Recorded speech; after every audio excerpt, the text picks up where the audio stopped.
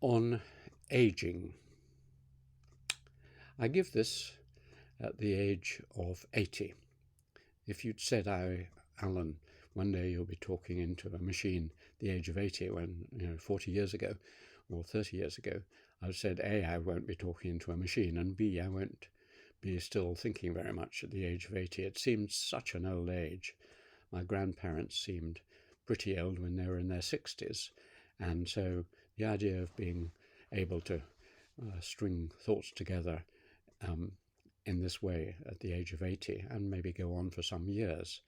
So aging has stretched out for all of us, and it is a strange process as I look back on it. The most obvious thing to say really is that you don't feel really as if you're aging unless you become seriously ill. That is because much of our character and ideas are formed very early.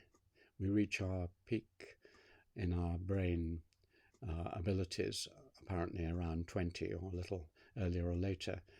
And likewise with our character is formed before our teens, and many of our ideas are there in our teens.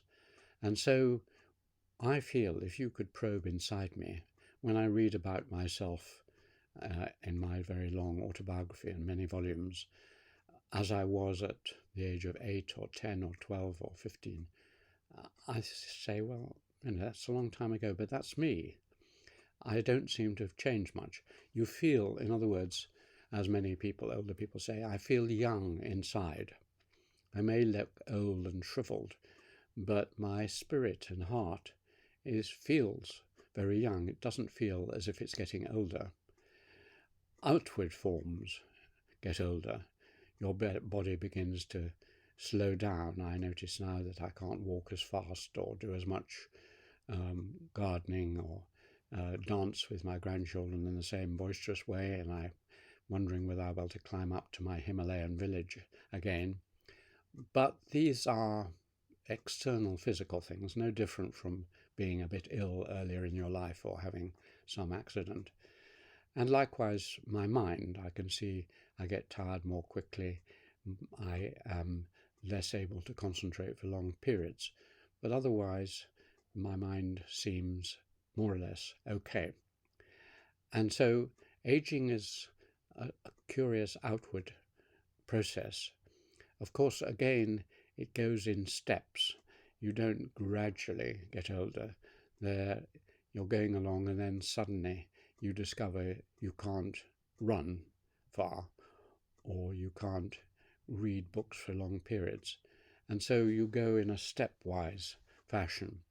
And often it's caused by some external accident. Many of my elder friends go along and then suddenly they fall down some stairs, or their bicycle is hit by another bicycle, and they suddenly seem to get 10 years, 15 years older. And that's something obviously to look out for.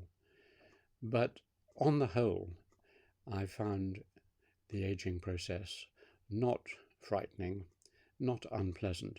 It has many benefits, not least that you can write to people who ask you to do things and say, I'd love to do that, but you realize I'm 80.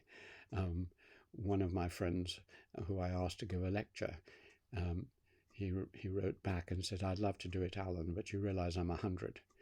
So he said, even so, he would have done it, but he'd done this lecture 40 years earlier, so he couldn't.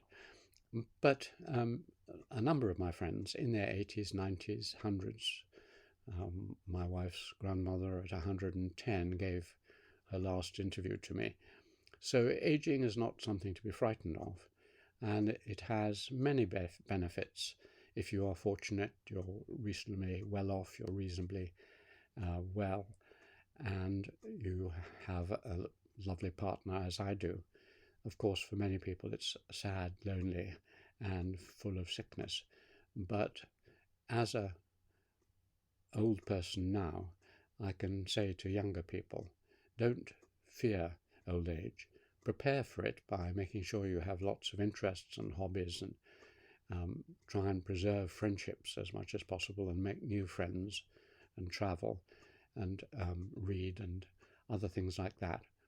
But aging is something which is now in our society a really important phenomenon, with perhaps a third or more of our population will be aged over 60 soon, and many in their 80s and 90s.